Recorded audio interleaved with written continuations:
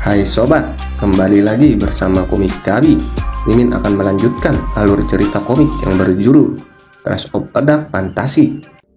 Di chapter sebelumnya, terlihat bahwa Ian Hope dan kawan-kawan berhasil mengalahkan gerombolan serigala yang dipimpin werewolf.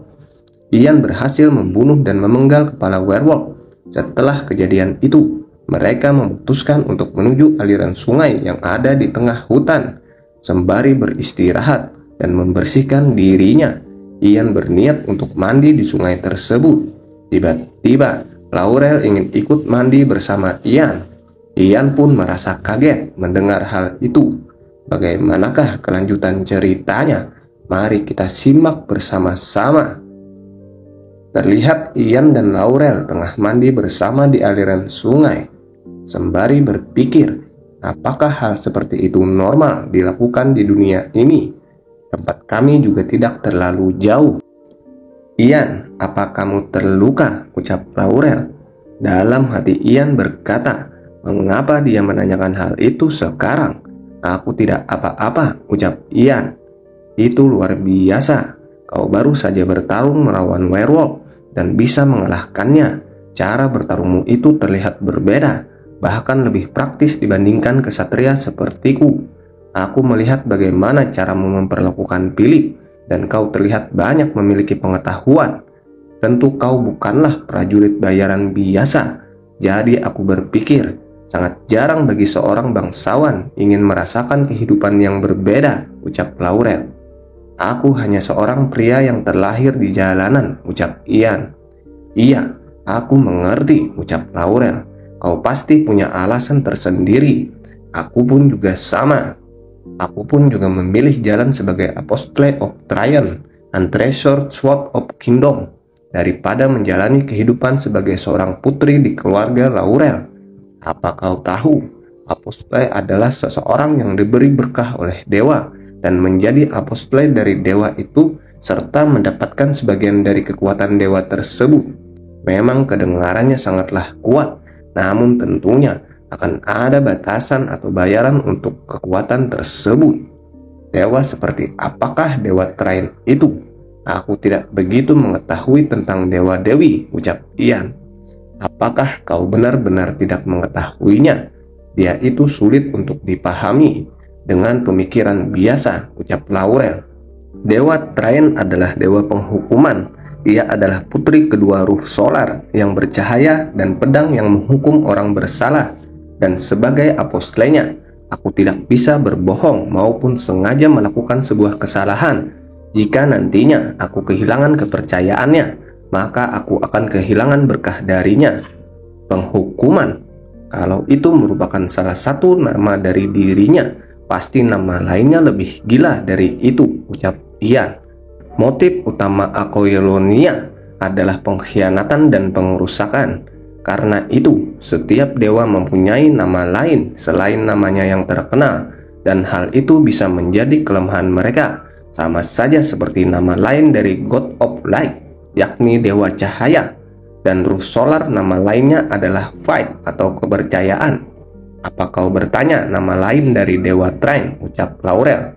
Nama lain dari dewa Tryon adalah Revenge atau pembalasan dendam. Membalaskan dendam dengan menghapuskan dosa pada akhirnya adalah pengganti dari pembalasan dendam seseorang. Itulah kenapa pembalasan dendam diberkahi oleh Tryon. Begitu rupanya. Apakah ini rahasia dari The Bleeding Avenger? Ucap Ian. Laurel tentu tidak rusak karena dendam. Dia menjadi apostle dari condemnation. Dia baru saja mengatakan kepadaku batasan yang didapat karena menjadi apostle dari Tryon. Tentunya, jika hal itu terjadi, dia akan kehilangan berkah dari dewa jika dia tidak bertindak sesuai dengan nama dewa tersebut. Dan dengan mengetahui batasan yang ada, membuat dia harus bisa beradaptasi dengan keadaan tersebut. Masalahnya adalah, kenapa dia menjadi The Bleeding Avenger? Apakah itu merupakan balas dendam terhadap keluarga bangsawan? Ataukah sebuah kebencian terhadap seseorang? Andai saja jika aku bisa menghentikan dia agar tidak menjadi The Bleeding Avenger. Tapi tidak, dia memang harus menjadi The Bleeding Avenger. agar bos pada chapter pertama. Ah, tidak. Aku masih kekurangan informasi untuk saat ini. Sepertinya aku harus menunggu, ucap Ian. Kemudian Laurel berkata, Ian, sepertinya kamu tidak melayani dewa manapun. Kau benar, aku akan terus seperti ini, ucap Ian. Kau pasti juga punya alasan tersendiri untuk itu. Tapi aku percaya ada satu dewa yang sedang mengamatimu saat ini juga. Mungkin dia sudah menginginkanmu. Tidak ada yang tahu, ucap Laurel. Oh, begitu. Benarkah dewa sedang mengamatiku, ucap Ian, sambil mengacukan jari tengahnya ke arah langit. Setelah itu, terlihat Ian Hope beserta Laurel dan Philip telah kembali melanjutkan perjalanan. Kau sungguh luar biasa. Kamu bisa melawan monster seperti werewolf sendirian. Bahkan memikirkannya saja membuatku merinding. Ternyata kau sangat hebat, ucap Philip. Sambil menatap Philip, Ian berkata dalam hatinya, dia selalu berbicara sejak malam tadi. Itu tidak seperti yang kau lihat. Monster seperti itu ada di mana-mana. Apa? Di mana-mana kau bilang? Tapi kami jarang bertemu dengan monster saat di perjalanan, ucap Philip. Apa? Kalian tidak bertemu monster, ucap Ian.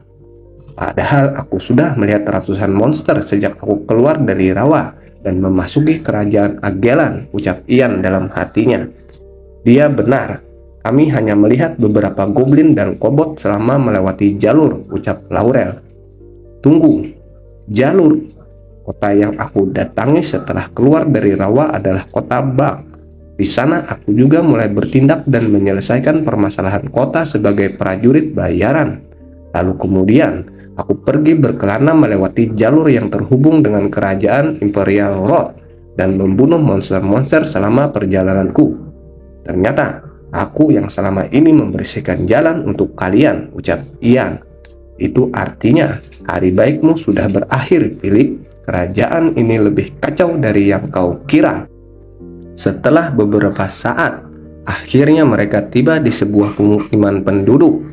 Pemukiman tersebut terlihat porak-poranda dan beberapa rumah hangus terbakar. Aku tidak menyangka akan jadi kacau secepat ini, ucap Ian. Oh, roh solar, apakah ini semua perbuatan bandit? Tapi tempat ini bukan di perbatasan, akan tetapi terletak di dekat dengan Imperial Road, ucap Philip. Terlihat bahwa Laurel sangat kesal melihat kejadian tersebut. Ini tidak bisa dimaafkan. Berani sekali mereka menginjak-injak kehidupan masyarakat seperti ini, ucap Laurel dalam hatinya. Marah karena segala sesuatu. Sungguh dia seorang kesatria yang sangat berwibawa. Mungkin itu yang membuatnya tidak bisa menemukan Dark Maga karena terlalu lama menghabiskan waktu pada hal-hal seperti ini. Tapi aku berharap setidaknya akan ada quest untuk ini, ucap Ian dalam hatinya. Seketika Ian berkata, sepertinya kita akan menemukannya sebentar lagi. Ternyata di sekitar pemukiman terlihat beberapa pria sedang mengubur jasad para penduduk. Ian berkata, kita tentunya bisa menanyakan pada mereka apa yang sebenarnya terjadi. Dengan wajah penuh amarah, Laurel menatap ke arah para pria tersebut, seolah ingin menghabisi mereka semua. Terlihat bahwa para pria tersebut sedang berusaha mengubur jasad para penduduk. Seorang dari mereka berkata, lakukanlah dengan benar. Kenapa kalian lama sekali menggali kuburan? Ayo, cepatlah sedikit. Janganlah kalian mengeluh. Aku baru mendapatkan mimpi buruk tadi malam. Tiba-tiba dari arah belakang terlihat Laurel sedang memacu kudanya dengan sangat cepat sambil memegang pedang yang dipenuhi dengan cakra. Para pria tersebut kaget dan berkata, siapa dia? Bukankah dia kesatria? Kenapa tiba-tiba dia mau menyerang kita? Ucap salah satu pria. Kemudian seorang pria lainnya berkata, incar kudanya dengan apapun yang kalian pegang. Bidik dulu, tapi jangan tembak sebelum ku beri aba-aba. Jatuhkan senjata kalian dan berlututlah, ucap Laurel. Setidaknya dia mengatakan sesuatu, dan kami tidak mempunyai pilihan, ucap salah seorang pria yang tampaknya adalah pemimpin dari orang-orang tersebut. Tiba-tiba, anak panah dilepaskan oleh seorang pria. Bodoh, sudah kubilang, jangan tembak, ucap pemimpin tersebut. Anak panah tersebut melesat cepat mengarah ke Laurel. Namun, dengan mudahnya, anak panah tersebut ditebas oleh Laurel menggunakan pedangnya. Para pria langsung tercengang. Dia itu monster, ucap salah satu pria. Kemudian, terlihat Laurel mengayunkan pedangnya dari jarak jauh dan menghasilkan cakra biru mengarah ke arah pria yang melepaskan anak panah. Tubuh pria tersebut langsung terpental dan terbelah dua akibat serangan Laurel tersebut. Dasar orang bodoh, kenapa kau tembak dia? Ucap pria itu. Seketika, Laurel berada di samping pria tersebut. Para pria tersebut langsung bertekuk lutut di hadapan Laurel. Kami tahu, mungkin ini terlihat sedikit aneh, tapi kami tidak melakukan kesalahan apapun. Tolong beri kami waktu untuk menjelaskan semuanya, ucap salah seorang pria. Nanti aku akan mendengarkan kalian. Tapi sebelumnya, kalian jelaskan dulu semuanya kepada pria di belakangku ini, ucap Laurel sembari mengarahkan mereka kepada Ian. Sial sekali, pantas saja kemarin aku bermimpi buruk. Aku akan mendengarkanmu nanti. Pria yang baru saja tiba nantinya akan menginterogasimu terlebih dahulu, ucap Laurel. Interogasi? Apakah yang telah terjadi? Ucap pria tersebut. Sambil tercengang, pria tersebut terlihat sangat kaget dengan kehadiran Ian. Ian pun merasa heran dengan tatapan pria itu. Ini aku, Hunter Miguel, si prajurit bayaran. Kita pernah bertemu di kota Bak, ucap pria tersebut. Ian berkata dalam hatinya, oh, ternyata dia, orang yang aku lihat di bar saat pertama kali aku ke kota Bak. Apa kau mengenalnya? Ucap Laurel.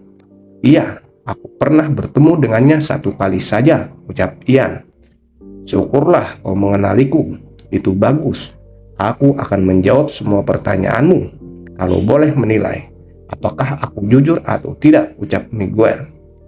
Dalam hati Ian berkata, aku tadinya berencana untuk mencabut kukunya satu persatu jika dia sok akrab denganku. Tapi dia beruntung, dia selangkah lebih maju dariku. Oke, kalau begitu, waktunya kamu menjawab. Kenapa desanya bisa hancur seperti ini? Ucap Ian.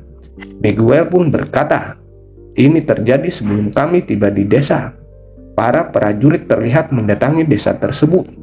Mereka membawa obor dan membakar rumah penduduk. Penduduk pun merasa heran dengan perlakuan para prajurit itu.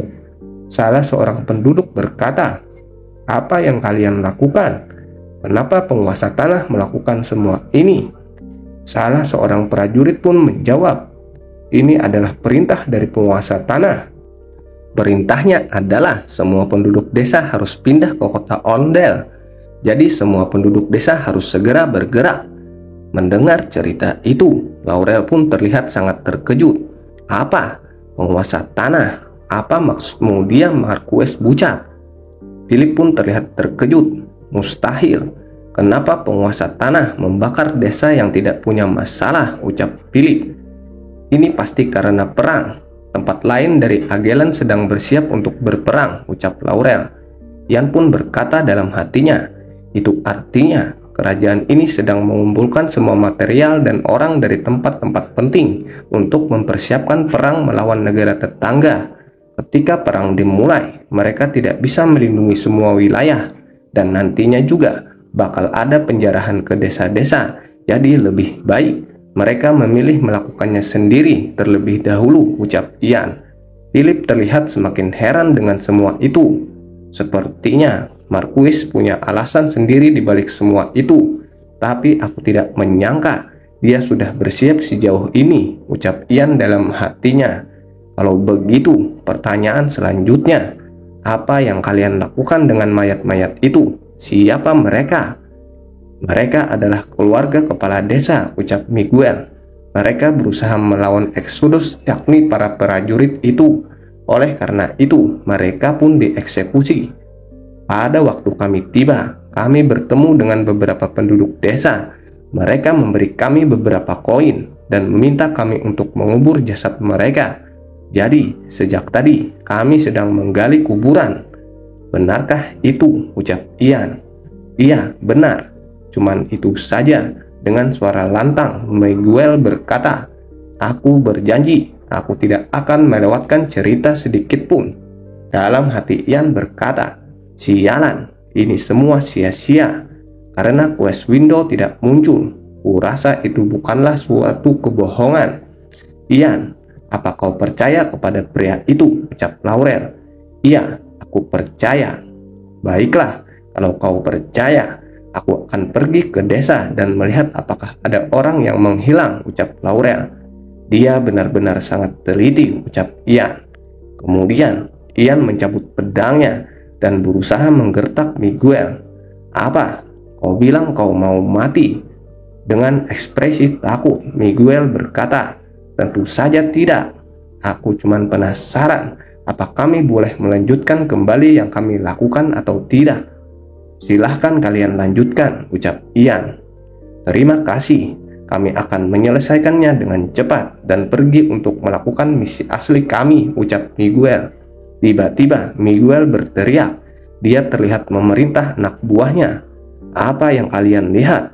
Kalian seperti orang bodoh. Ayo cepat bergerak." Philip pun terlihat heran melihat tingkah para pria-pria itu sambil berkata, "Misinya pasti cukup besar sampai-sampai mereka butuh banyak orang." Miguel pun menjawab, "Aku agak canggung mengatakannya." "Kenapa mereka bertingkah seperti itu?" ucap Philip. Ian pun berkata, "Ada orang bajingan di antara prajurit bayaran. Orang itu biasanya mencuri misi orang lain. Jadi, kau tidak perlu menjelaskannya, Miguel. Atau menurutmu, aku adalah salah satu dari bajingan itu?" "Tidak, bukan begitu," ucap Miguel. "Kau pasti pernah mendengar soal rumor ini, bahwa ada sekelompok serigala yang memakan manusia. Dan aku dengar mereka bersembunyi di balik hutan tempat kalian melewatinya. Mereka sudah banyak memakan orang. Salah satunya adalah putra dari majikan kami. Kalau bukan hunter sepertiku, siapa lagi yang akan mengambil misi ini?" ucap Miguel. Philip dan Ian pun saling menatap heran. Sambil meraih sesuatu, Ian pun berkata, "Aku sama sekali tidak berencana untuk merebut misimu. Tapi aku sudah mengurusnya," ucap Ian sambil menunjukkan kepala werewolf kepada Miguel. Miguel pun terlihat sangat terkejut. "Syukurlah aku mengambil kepalanya," ucap Philip dengan senyum bahagia. "Kurasa begitu," ucap Ian. "Aku akan membagi jatahnya denganmu." Miguel pun berkata, "Tapi aku tidak pernah mendengar kalau ada werewolf di antara para serigala itu." Tentunya, werewolf itu bersembunyi di belakang dan menggunakan para bawahannya untuk melakukan pekerjaan yang berat, sama seperti dirimu, ucap Ian. "Jadi, soal misi itu, di desa mana kau menerimanya?" ucap Ian dengan senyuman lebar. Tidak terasa, malam pun tiba. Laurel terlihat telah kembali dari desa itu. Ian terlihat mengajaknya bergerak menuju desa Red Valley. "Apa? Desa yang sejalan dengan Red Valley?" ucap Laurel. "Apa kau ingin membawa mereka bersama kita ke tempat itu?" "Iya, mereka bilang itu membutuhkan waktu sekitar 2 hari. Kita perlu memberitahu orang-orang yang telah kehilangan keluarganya karena ulah serigala-serigala yang ada di hutan tadi," ucap Philip. "Dan yang lebih penting lagi, kita perlu mengisi ulang pasukan kita sebelum pergi ke Forest of Grapes," ucap Ian. "Baiklah, tapi aku merasa tidak nyaman. Kebanyakan prajurit bayaran itu tidak memiliki Tuhan maupun kepercayaan. Kecuali kau, Ian, kau adalah pengecualian," ucap Laurel. Tiba-tiba Miguel berkata dengan senyumannya, "Aku menantikan kerjasama kita, tuanku." Malam itu, terlihat para pria masih melakukan penguburan jasad beberapa orang penduduk desa. Di situasi itu, terlihat bahwa Ian mulai waspada terhadap area sekitar. Pada saat seperti ini, adalah waktunya bagi para makhluk jahat untuk aktif. "Kami tidak boleh lengah," ucap Ian. Kemudian, dia menggunakan skill mana detection. Dia mengarahkan pandangannya ke arah Laurel sambil berkata dalam hatinya, "Aku memang tidak salah menilai Laurel." Laurel pun berkata, "Ada apa, Ian? Apa yang kau pikirkan? Sepertinya kau sudah tidak berada di bawah spell milik Black Mage lagi." Apa maksudmu? Ucap Laurel sambil membuka kantong di pinggangnya. Ternyata bed black mage yang sebelumnya Ian berikan, auranya telah berubah dibandingkan sebelumnya. Aku melihat tidak ada yang berubah, ucap Laurel. Pasti perubahannya terlalu kecil bagimu, sehingga kau tidak menyadarinya. Gelombang mana ini begitu lemah, namun beraturan. Kurasa ini adalah sebuah sinyal untuk memanggil makhluk jahat, ucap Ian. Tiba-tiba mereka menyadari aura kegelapan telah hadir di sekitar mereka. Panjang umur, dia sudah muncul, ucap Ian. Benar-benar ungkapan yang menarik, ucap Laurel. Dari balik bukit kecil, terlihat kehadiran sosok makhluk tanpa kepala yang terlihat ingin menghampiri mereka. Philip terlihat terkejut mengetahui hal itu. Apa itu? Penunggang kuda itu tidak memiliki kepala, ucap Philip. Dia pasti merupakan salah satu bawahan dari Black Mage yang sedang kita cari. Bukankah kau pernah mendengar rumor yang cukup terkenal? Penunggang kuda tanpa kepala yang membawa kekacauan di kerajaan. Dia bernama Dullahan, ucap Ian. Kita baru saja bertemu dengan werewolf dan sekarang sudah muncul monster lainnya. Ternyata kau benar, ucap Philip. Sekarang keadaan sekitar kerajaan memang benar-benar sudah kacau. Cerita berlanjut ke chapter 8. Terima kasih buat kalian yang sudah menonton. Jangan lupa bantu Mimin dengan cara like, share, dan subscribe channel ini. Terima kasih sobat.